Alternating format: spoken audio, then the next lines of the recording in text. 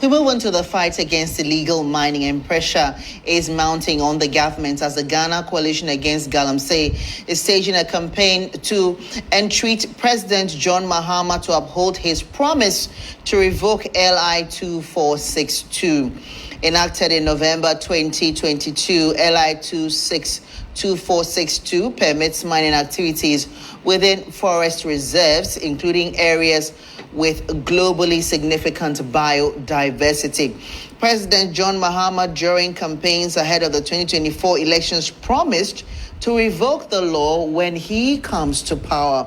However, processes started by the Lands Minister, Kofi Amabua, seeks to only amend portions of the law. Joining us for a conversation is an environmentalist and the coordinator for Eco-Conscious, Awula Serwah. Good afternoon, and thank you so much for joining us, ma'am. Yes, Awula, we can hear you. Grateful to have you join us on the line. Are you disappointed in the government's move to revoke portions of the law instead of the entire law? We are disappointed because when the present administration were in opposition, they promised that they would revoke LI 2462. There was no question about amending. The whole law is not fit for purpose, and they made us understand to repeal it. It's very disappointing to find out that, contrary to what we were led to do, they are going to, or they're planning to, amend instead of revoke, and that's very disappointing. And let me say, even the past administration, under whose watch this perverse piece of legislation was passed, even the Attorney General was preparing to revoke and not amend. So what we should have done was to continue with that and revoke, not amend. Do you think that this shows a certain attitude of, and seriousness on the part of government in its fight against Galamsey, as it has been declaring or as it has been acting or appearing to be? What I would say is that we face an existential threat. The house is burning. So everybody should put their political concerns aside and do the right thing. This current government knows very well that in the past, there was the lack of political will. And right now, we have an overwhelming majority. So if you have an overwhelming majority and you are promised to revoke and you are not doing that, one will begin to wonder at the extent of the commitment. And that is a very serious thing. We can see how, in many cases, the situation is even worse. So many of our forest reserves are under threat. Our forest guards are being attacked. One person is fighting for his life. Some have been killed. And then you have diversion of the Combra and other rivers.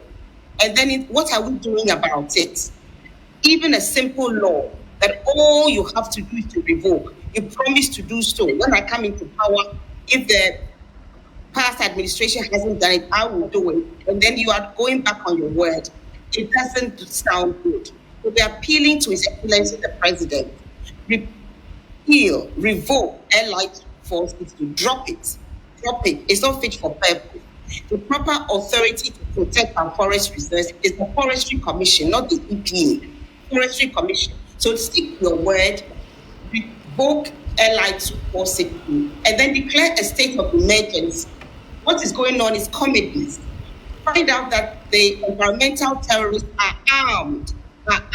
So you need a well-trained army with specific terms of reference to go to our forest reserves, water bodies, remove the environmental terrorists and their equipment.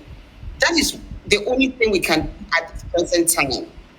And then all those who are being mentioned, whether part of the administration of the past administration, those named in Professor Boateng's report, current MPs and constituency chairmen who are being mentioned, should be properly investigated and prosecuted if they are part of the environmental terrorists. Right. What would your organizations and others like yours be doing differently to mount some pressure on the government to revoke this law? Well, there's a lot of pressure going on. There are Twitter feeds going on, drop LI 2462, revoke, not amend.